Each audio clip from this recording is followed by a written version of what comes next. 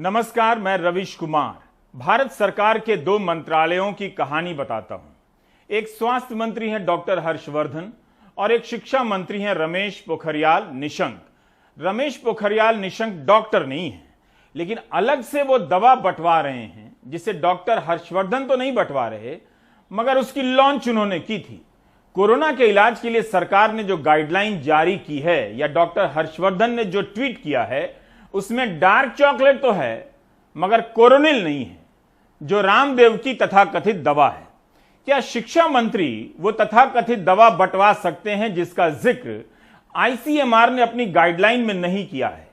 इतने लोगों की मौत के बाद क्या हम इस तरह से कोरोना से लड़ रहे हैं? यह ट्वीट शिक्षा मंत्रालय के ट्विटर हैंडल से किया गया है कि शिक्षा मंत्री ने योग गुरु रामदेव से आग्रह किया है कि हरिद्वार के 2500 कोविड मरीजों को उनके सामान्य रूप से चल रहे उपचार के साथ ही कोरोनिल भी दिया जाए।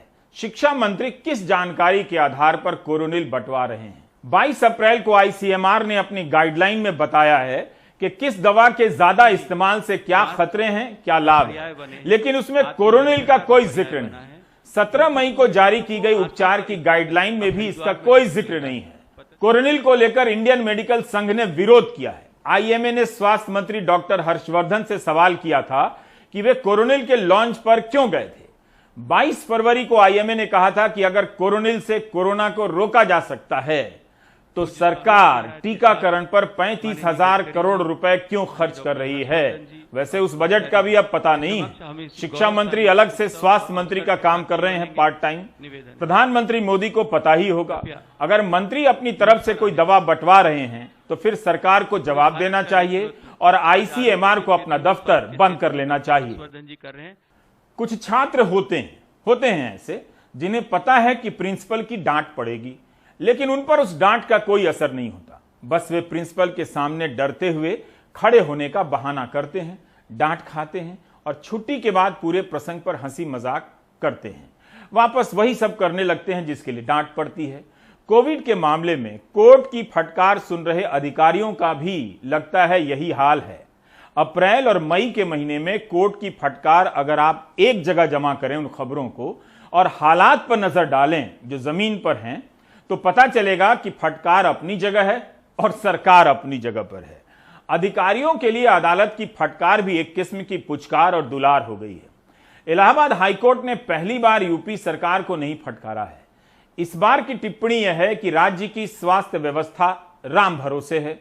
मुझे तो चिंता इस बात की है कि बहुत से लोग इसे कहीं तारीफ ना समझ लें कि अब सब ठीक है क्योंकि राम भरोसे है, लेकिन उन्हें समझना होगा कि इस प्रसंग में राम भरोसे का मतलब कुछ अलग है। तेरा राम ही करेंगे बेड़ा पार, उदासी मन काहे को करे रे। इस प्रिय भजन को यहां लागू मत कीजिएगा कि अस्पताल नहीं होगा, डॉक्टर नहीं होगा, दवा नहीं होगी तो राम जी बेड़ा पार कर देंगे। राम जी ने मना नहीं किया था कि महामारी आने के 1 साल तक कोई कुछ करे ही ना। इस बात को लेकर बिल्कुल उम्मीद ना रखें कि अदालत के यह कह देने के बाद कि यूपी की स्वास्थ्य व्यवस्था राम भरोसे है, सारी चीजें बदलने लगेंगी और आपका भरोसा अस्पतालों में बढ़ने लगेगा। लेकिन यह मामला था क्या जिसकी सुनवाई करते समय अदालत को यह टिप्पणी करनी पड़ी? 21 अप्रैल को संतोष कुमार मेरठ के जिला अस्पताल में भर्ती हुए। एक दिन बाथरूम गए और वहां बेहोश होकर गिर गए। इस मामले की जांच के लिए कोर्ट ने 3 सदस्यों की कमेटी बना दी। कमेटी ने बताया कि डॉक्टर तुलिका ने बताया कि नाइट ड्यूटी पर तैनात डॉक्टर अंशु वहां मौजूद नहीं थे। संतोष कुमार को स्ट्रेचर पर लाया गया, उन्हें होश में लाने की कोशिश की गई मगर बच नहीं सके। जब संतोष कुमार भर्ती हुए तो उस समय डॉक्टर तनिष्क उत्कर्ष ड्यूटी पर मौजूद थे। उन्होंने संतोष कुमार की बॉडी हटवाई और फिर शव का पता नहीं चला। उनकी गिनती अज्ञात शवों में करा दी गई। अस्पताल में भर्ती मरीजों और मरने वालों की गिनती भी कराई गई, लेकिन संतोष कुमार का पता नहीं चला। अदालत ने कहा कि यह हैरानी की बात है कि मरीज को भर्ती करने वाले डॉक्टर तनिष्क उसे पहचान नहीं सके। कोर्ट ने राज्य सरकार से कहा है कि कोई कितने भी बड़े पद पर हो, जिम्मेदार लोगों के खिलाफ कार्रवाई होनी चाहिए। कार्रवाई यह हुई है कि प्रिंसिपल ने किसी का वेतन काटा है, किसी का कम किया है। कोर्ट ने कहा है कि वह सीधे सीधे ड्यूटी पर तैनात डॉक्टरों की लापरवाही थी। संतोष कुमार की बेटी को जिस यातना से गुजरना पड़ा है, आप में से कई उस यातना से वाकिफ हैं। 21 अप्रैल को संतोष कुमार भर्ती हुए थे और 3 मई तक अस्पताल वाले संतोष कुमार को अपडेट देते रहे कि ठीक है, उसकी रिकॉर्डिंग उनकी बेटी के पास है। संतोष कुमार के बारे में बेटी से झूठ बोला गया। 8 मई को बेटी को बताया गया कि 23 अप्रैल को ही उनके पिता की मौत हो गई और परिवार वालों का पता नहीं चला तो अंतिम संस्कार कर दिया गया। शिफा शिवांगी का पुराना वीडियो सुन सकते हैं। आज जब 7 मई को हम लोग गए उनके बारे में पता करने, तो बोले इस पेशेंट के बारे में हमें कुछ नहीं पता, आप देख लीजिए। सारा हमें वार्ड घुमाया, कोविड वार्ड, आइसोलेशन वार्ड, पूरा हॉस्पिटल हमें घुमाया कि आप देख लीजिए। एक एक रूम चेक करवाया कि ये देखिए पेशेंट, आपका पेशेंट यहाँ पे नहीं है। उसके बाद बोले अब हमें इनकी कोई जानकारी नहीं है। सीसीटीवी फुटेज मांगा तो वो अभी तक हमें उन्होंने नहीं दिखाया है। और बोले हो सकता है आपका पेशेंट यहाँ से, 1-2 पेशेंट यहाँ से जा चुके हैं, वो दिमागी रूप से कमजोर थे तो वो यहाँ से चले गए थे। तो हो सकता है आपका पेशेंट भी ऐसे ही चला गया हो यहाँ से, और तो कुछ नहीं हो सकता। हमारे यहाँ ऐसा कभी नहीं हुआ, ऐसा पहली बार हुआ है कि ऐसा कोई पेशेंट ऐसे चला जाए। और अब आप बताइए, इतनी बेडों की किल्लत है, अगर एक पेशेंट ICU 2 में एडमिट है और वो वहां से चला जा रहा है, अगर वो अपनी मर्जी से चला गया, चुपके से उठ के चला गया, जैसे भी चला गया, तो क्या पता नहीं चलेगा कि एक पेशेंट चला गया, उन्हें पता ही नहीं, एक पूरा बेड खाली हुआ है, उन्हें नहीं पता। ये कैसी इनकी बातें हैं। आम आदमी गलत इलाज और लापरवाहियों की फाइलें बनाकर यहां से वहां भटक रहा है, कोई सुनवाई कहीं नहीं है। शिवांगी की तरह तमाम लोगों को अस्पतालों के भीतर और बाहर अपने अनुभवों का वीडियो बनाकर सोशल मीडिया पर डालना चाहिए कि बाकी लोगों को पता चले कि किस यातना से गुजरे हैं। कुछ नहीं तो सरकार का एक मंत्रालय जैसे कोरोनिल बंटवा रहा है, उसी तरह एक और मंत्रालय लोगों के वीडियो डिलीट करने का काम करने लगेगा। काम मिल जाएगा, जरूर काम पर नजर होती। अगर सरकार की नजर होती तो जस्टिस सिद्धार्थ वर्मा और जस्टिस अजित कुमार को यह नहीं कहना पड़ता कि राज्य की स्वास्थ्य व्यवस्था राम भरोसे है। कोर्ट ने इस बात पर हैरानी जताई है कि बिजनौर जिले में कोई लेवल 3 अस्पताल ही नहीं है। जो 3 सरकारी अस्पताल हैं उनमें मात्र 150 बेड हैं, केवल 5 बाइपैप मशीनें हैं, हाई फ्लो नेजल कैन्यूला 2 ही हैं। यह सच्चाई तो सब जानते हैं, मगर इस बार फिर से दोहराई जा रही है। अगली बार भी फिर से दोहराई जाएगी, क्योंकि अस्पताल बनाने, चलाने और चलते रहने के लिए जो बजट और स्टाफ चाहिए वो कभी पूरी नहीं की जाएगी। इस बीच सरकार बीमा का कोई नया कार्ड लॉन्च कर देगी और लोगों को लगेगा कि बीमा के कार्ड से इलाज हो जाएगा, भले अस्पताल ना हो और अस्पताल में डॉक्टर ना हो। 4 मई को इलाहाबाद कोर्ट ने ही कहा था कि हमें इस बात का बहुत दर्द है कि अस्पताल में ऑक्सीजन की सप्लाई ना होने से कोविड के मरीज मर गए।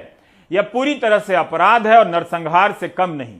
उन लोगों के द्वारा नरसंहार है जिन पर यह जवाबदेही थी कि ऑक्सीजन की सप्लाई सुनिश्चित करेंगे। 4 मई से 13 मई के बीच यही अंतर आया है कि अदालत की फटकार नरसंहार से राम भरोसे पर पहुंची है। हमारे इस क्रूर समय की एक खूबी है, टैक्स के पैसे से JNU क्यों चल रहा है, इस पर बहस करने वाले लोग इन दिनों नजर नहीं आ रहे हैं। वो नहीं बता रहे हैं कि उनके टैक्स के पैसे से अस्पताल क्यों नहीं चल रहा है, ऑक्सीजन क्यों नहीं मिल रहा है। इस समय टैक्स राष्ट्रवाद आश्चर्यजनक रूप से गायब है। वैसे जैसे जैसे केस कम होने की खबरें हेडलाइन में बड़ी हो रही हैं, व्हाट्सएप ग्रुप के रिश्तेदार फिर से IT सेल का मैसेज फॉरवर्ड करने लगे हैं।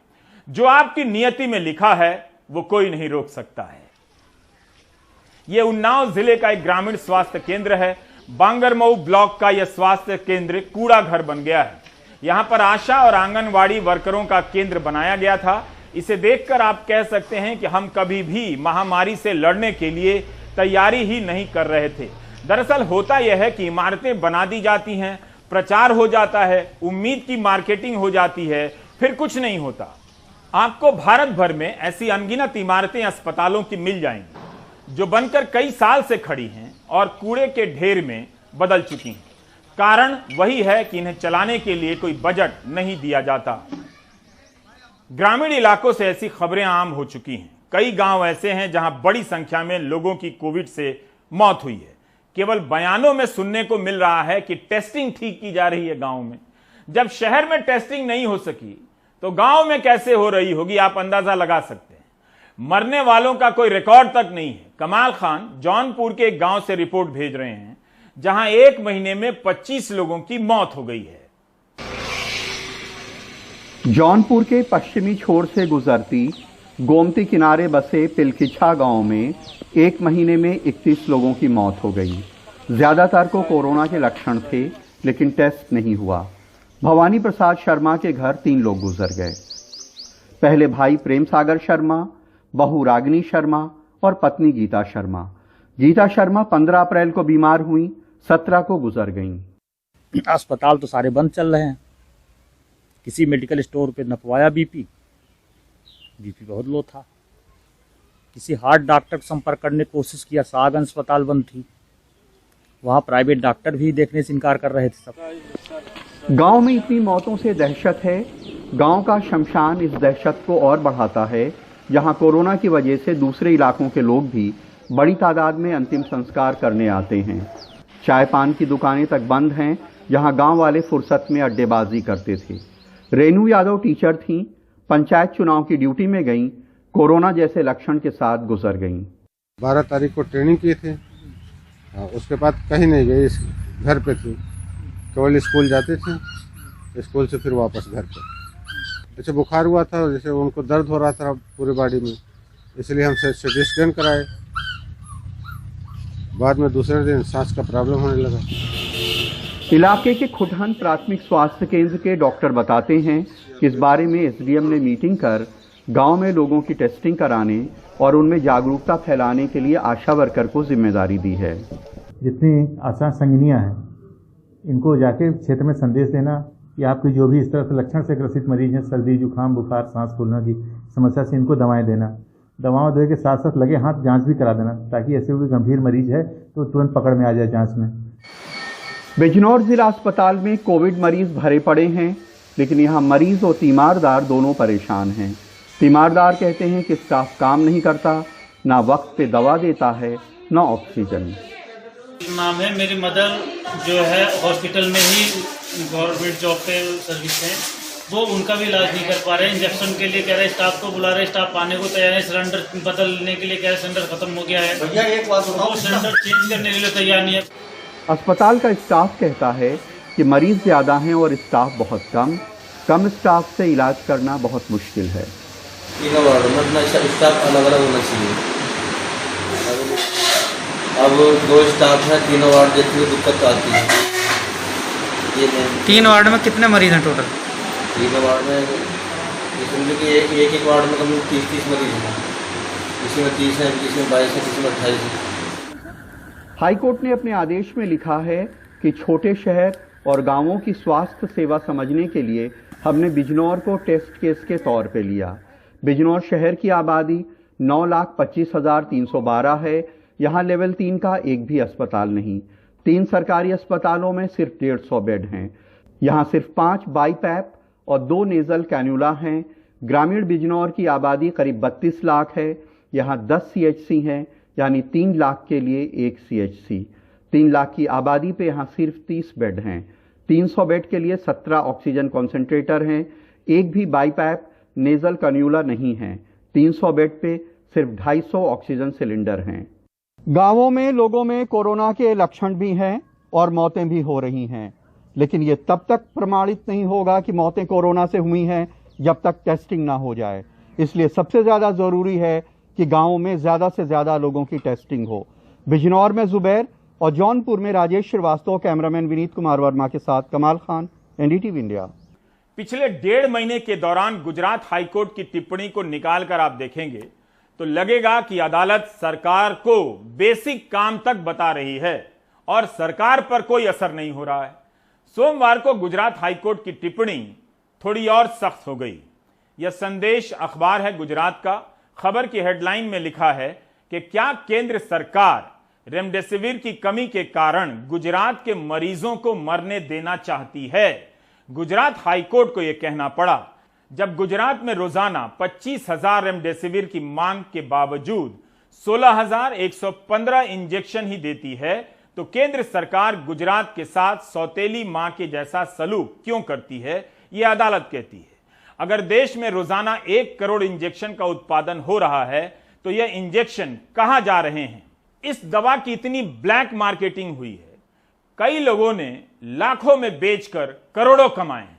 देश भर में कई लोग इसे खरीदने में बर्बाद हो गए। नकली रेमडेसिविर बेचने की घटना तो अलग ही लेवल की है। हमारे समाज की नैतिक शक्ति वाकई विश्व गुरु बनने के लायक ही है। उससे नीचे और कितना नीचे आ सकते हैं हम? Do you get my point? 27 अप्रैल को गुजरात हाईकोर्ट ने कहा था कि राज्य सरकार गुलाबी तस्वीर पेश कर रही है, जबकि हकीकत कुछ और है। अब आते हैं बिहार। राम नाम सत्य है, राम नाम सत्य है, राम नाम। पटना हाईकोर्ट ने क्या कहा है? पटना हाईकोर्ट कोविड की सरकारी व्यवस्था की निगरानी कर रहा है। राज्य के मुख्य सचिव अपनी रिपोर्ट में कोर्ट को बताते हैं कि बक्सर जिले में 1 मार्च से केवल 6 मौतें हुई हैं अब तक। पटना के कमिश्नर, डिविजनल कमिश्नर बताते हैं अपनी रिपोर्ट में कि 5 से 15 मई के बीच बक्सर के एक शमशान घाट पर 789 लाशें जलाई गई। 10 मई को 106 शवों का अंतिम संस्कार किया गया। कोर्ट ने पूछा है कि दोनों में से सच कौन है? 19 मई को इसका जवाब देना है। 30 अप्रैल को बिहार के मुख्य सचिव अरुण कुमार सिंह की कोरोना से मौत हो गई। इसके बाद भी नौकरशाही का ईमान नहीं हिला है, पहले की ही चाल से चली आ रही है। आप सोचिए, जब कोर्ट में मुख्य सचिव 1 महीने में केवल 6 मौतें बता रहे हैं और दूसरे अफसर 789 बता रहे हैं, तो हकीकत में क्या हुआ हो?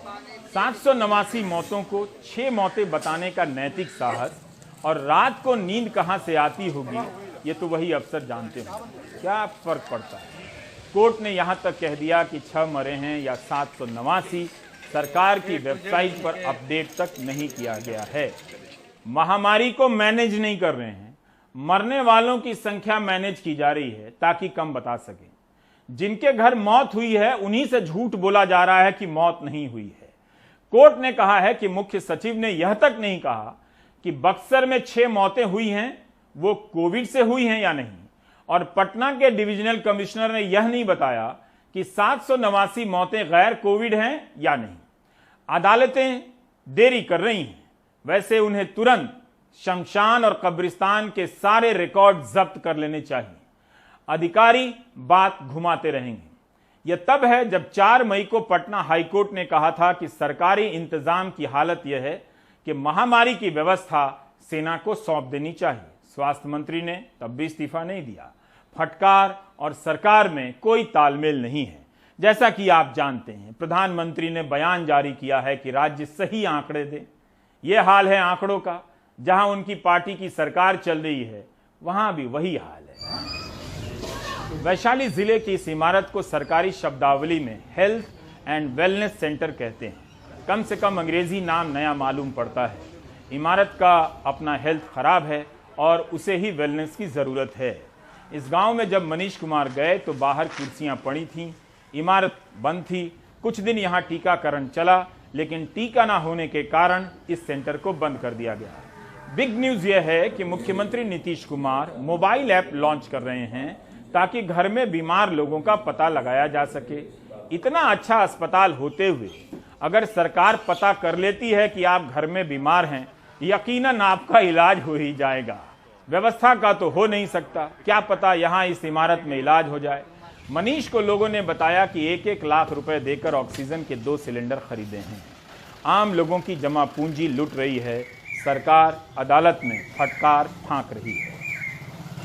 इलाज कराने के लिए तो हम ले ही गए, लेकिन इलाज ठीक कराने में ठीक नहीं हुआ। ऑक्सीजन का सिलेंडर हमको 1,05,000 में 2 सिलेंडर खरीदना पड़ा ऑक्सीजन का। एक 50,000 में लिए, एक 55,000 में लिए।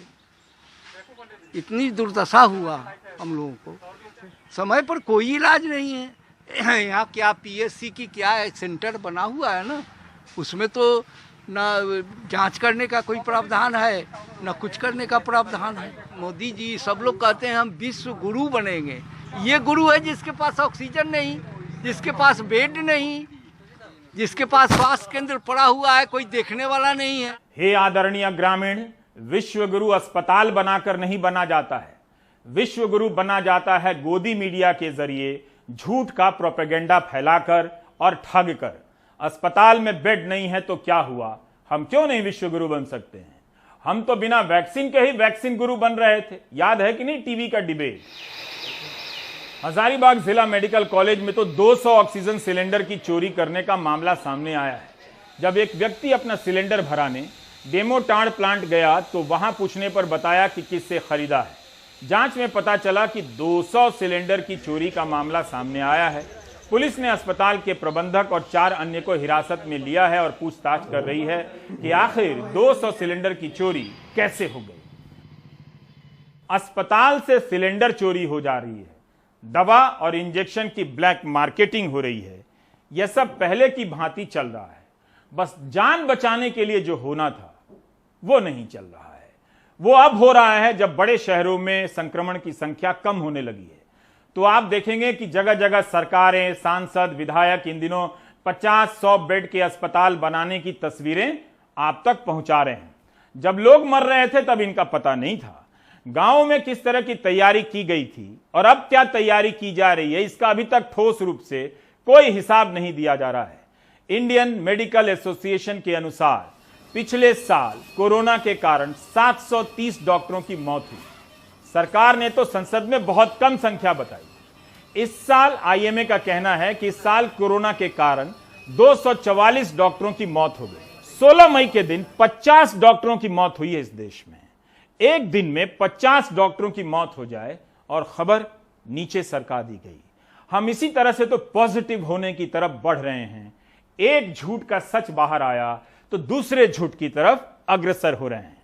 आईएमए के अनुसार केवल 3% डॉक्टरों को ही टीका लगा है। डॉक्टरों को बहुत स्ट्रेन हो गया है इसके अंदर।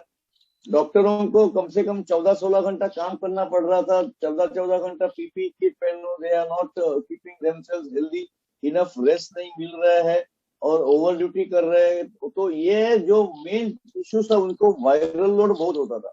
ये वायरल लोड होने के कारण वो जब भी मरीज बन के आते थे तो उनको 2 या 3 दिन में वो एकदम क्रिटिकल स्टेज में पहुंच जाते थे। ऐसा नहीं होता था कि नॉर्मली ये पेशेंट्स जो है जैसे 3-4 दिन देखते हैं और धीरे धीरे वो उनको कुछ कॉम्प्लिकेशन होते हैं, लेकिन इनको जल्दी कॉम्प्लिकेशन होने लगे। या तो ये स्ट्रेन जो है वो विरुलेंट हो सकता है या मिक्स हो सकता है, या एक ही वार्ड में मल्टीपल प्लेसेस कोविड के रहने से ये डॉक्टर लोगों को बहुत स्ट्रेन हो गया, उनको रेस्ट नहीं मिली। और वो एक मेजर कारण मैं समझता हूँ कि शॉर्टेज ऑफ डॉक्टर, जो गवर्नमेंट और रिस्पेक्टेड हॉस्पिटल्स ने ध्यान देके इसके इमीडिएटली उसके ऊपर कार्रवाई करनी चाहिए। 16 मई को 50 डॉक्टरों की मौत हुई। दिल्ली के 2 बड़े डॉक्टर शेखर अग्रवाल और डॉक्टर के अग्रवाल भी कोविड के कारण नहीं बच सके। आईएमए का कहना है कि यूपी में कोरोना के कारण इस साल 34 डॉक्टरों की मौत हुई है और दिल्ली में 28। दिल्ली में 10 मई को डॉक्टर शेखर अग्रवाल और 17 मई को डॉक्टर के अग्रवाल की मौत हो गई। मगर सबसे अधिक बिहार में 78 डॉक्टरों की मौत हुई है। पटना के आईजीएमएस के कोरोना वार्ड के आईसीयू में जरा भी जगह खाली नहीं है। ऐसे वार्डों में रात दिन काम करने वाले 80 से ज्यादा डॉक्टर, नर्सें और फ्रंटलाइन स्वास्थ्यकर्मी इस दूसरी लहर में कोरोना की चपेट में आ चुके हैं। ये हमारे जो डॉक्टर मरे हैं, जो 50 लाख देने की बात है अभी तक नहीं हुआ है, उसको देने की कृपा करें। कारण कि यदि प्रोत्साहन राशि यदि कुछ परिवार को नहीं मिलेगा तो जो डॉक्टर जान पर खेल के काम कर रहा है उसको करने में दिक्कत होती है। विशेषज्ञों की माने तो इस बार वायरस के खतरनाक स्ट्रेन के कारण भी समय पर इलाज के बावजूद स्वास्थ्य कर्मियों की मौत हुई। बिहार के स्टेट में ऐसा मैंने कभी नहीं सुना था, और ऐसा भी नहीं कोई जवान या बूढ़ा यंग डॉक्टर एकदम 25 साल का, 26 साल का, 24 साल का डॉक्टर सबकी मृत्यु हो रही है। तो इसलिए हम तो क्या बताएं, ये वही कारण है कि पहले का जो देखिए यही कंसेप्ट जो शुरू में था 2 फीट का 6 फीट का दूरी और ये सब खत्म है। ये तो एरोसोल इफेक्ट है, वातावरण में वो है। अब जहाँ पर बहुत ज़्यादा वातावरण में है, हॉस्पिटल में हम काम कर रहे हैं और उसके आउटडोर में बहुत ज़्यादा वातावरण में है, तो मान लिया उधर से गुजर रहे हैं, कितनों मास्क पहने हुए, चाहे बतियाने के लिए इन्ने उन्ने हो गया, मास्क घसक गया, घुस गया और उसके बाद हो गया। लेकिन सवाल है कि आईएमए को आखिर अपने मृतक सहयोगियों के परिवार वालों की मदद करने के लिए पूरे देश में चंदा क्यों मांगना पड़ रहा है। अभी तक में अब ऑल टुगेदर इस साल अब जो सेकेंड जो स्ट्रेन आया वो 83 है और पहला मिला करके 120 लगभग हो गया है और अभी तक सेंट्रल गवर्नमेंट से 4 लोगों को मुआवजा मिला है। प्रधानमंत्री गरीब कल्याण योजना के अंतर्गत जो 50 लाख रुपए का इंश्योरेंस स्कीम है उसके तहत हम लोगों ने बिहार राज्य से कई अनुशंसाएं भेजी हैं जिसमें आज के दिन में 29 रिकमेंडेशंस हम लोगों ने भेजा है, 6 की स्वीकृति भी प्राप्त हो गई है। अभी जब हम ये खबर फाइल कर रहे थे कि खबर आई कि पटना के मशहूर heart surgeon doctor Prabhat Kumar भी आखिरकार कोरोना से अपनी जंग हार गए। निश्चित रूप से इससे बड़े सदमे की खबर ना बिहार और ना ही देश के लोगों के लिए हो सकती थी। उम्मीद है कि आने वाले दिनों में हमारे देश के अधिकारी और बाबू हमारे फ्रंट लाइन वर्कर्स के इस शहादत को कहीं ना कहीं नज़रअंदाज नहीं करेंगे और उनके प्रति संवेदना दिखाएंगे। पटना से कैमरामैन हबीब अली के साथ मनीष कुमार, एनडीटीवी इंडिया के लिए। महामारी की संख्या के बारे में देखा गया है कि जब ग्राफ तेजी से ऊपर चढ़ता है, चढ़ाई जब खड़ी होती है तो तेजी से नीचे भी आता है। हम नहीं जानते कि केस के कम होने में सरकारी या मानवीय हस्तक्षेप की क्या भूमिका है। अगर केस की संख्या नीचे जा रही है तो फिर गांवों में इसके फैलने की खबर का डेटा किस खाते में जोड़ा जा रहा है वो तो है नहीं। सब कुछ राम भरोसे है। आप अपने टैक्स के पैसे से यही हासिल कर पाए, मुबारक हो। ब्रेक के बाद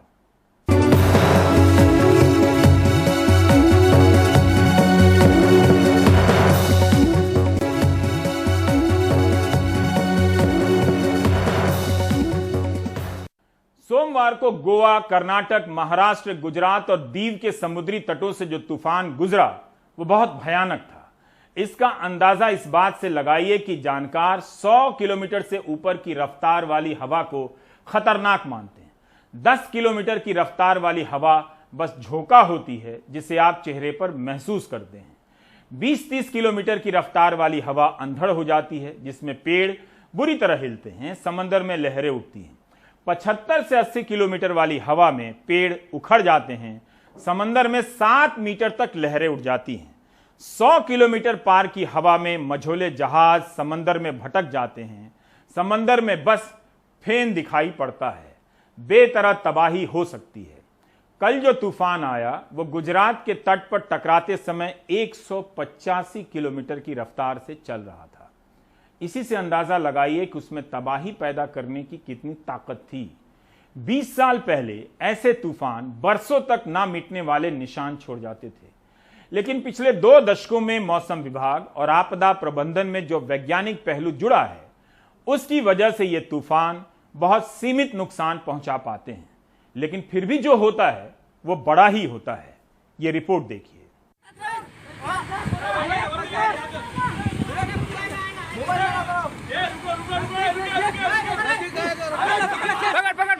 मुंबई के करीब अरब सागर से गुजरते तूफान ताउते ने सोमवार को 2 जहाजों को अपनी चपेट में ले लिया था, जिनमें कुल 410 लोग फंसे हुए थे।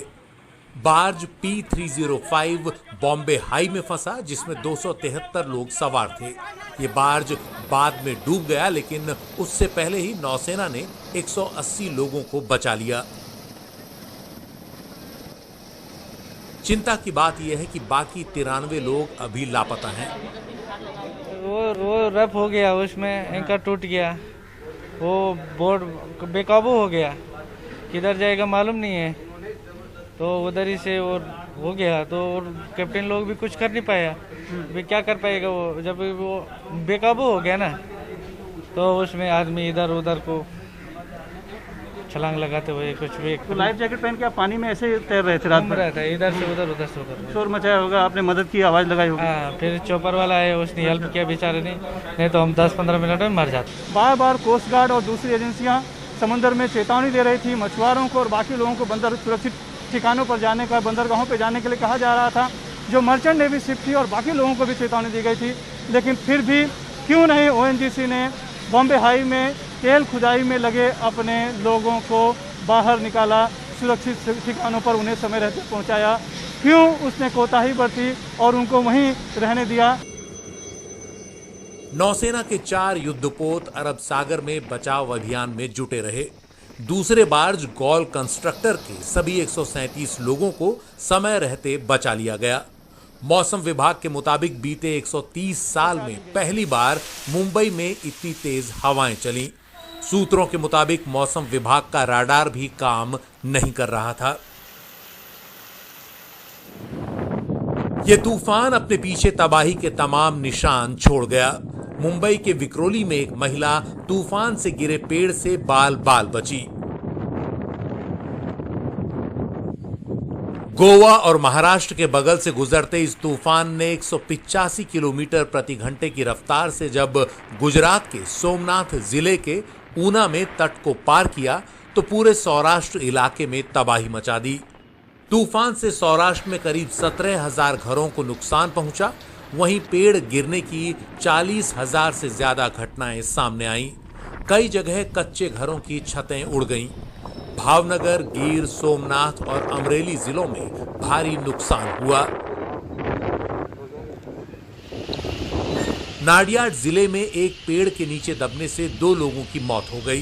तूफान के साथ तेज बारिश से कई निचले इलाकों में पानी भर गया। इस तूफान ने गुजरात में खेतों में खड़ी फसल को भी भारी नुकसान पहुंचाया। जानकारी के मुताबिक गुजरात में तूफान से करीब 5 लाख हेक्टेयर इलाके में खेती को नुकसान पहुंचा है। सबसे ज्यादा नुकसान फलों और फूलों का हुआ। आम की फसल को तो भारी नुकसान हुआ। आम का सीजन शुरू हो चुका है और पेड़ों पर आम लदे हुए थे, लेकिन तूफान आम के किसानों पर कहर की तरह टूटा। गिर में भी कई एकड़ में लगे आम के बागान तूफान में तबाह हो गए। आम से लदे पेड़ तेज हवा के कारण खाली हो गए। जमीन पर गिरे कच्चे आम भी खराब हो रहे हैं।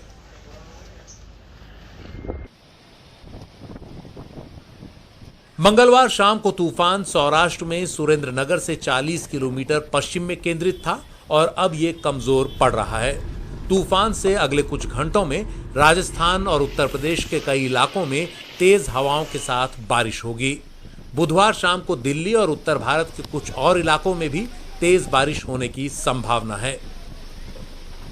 सुनील सिंह के साथ सोहित मिश्रा की रिपोर्ट, एनडीटीवी इंडिया।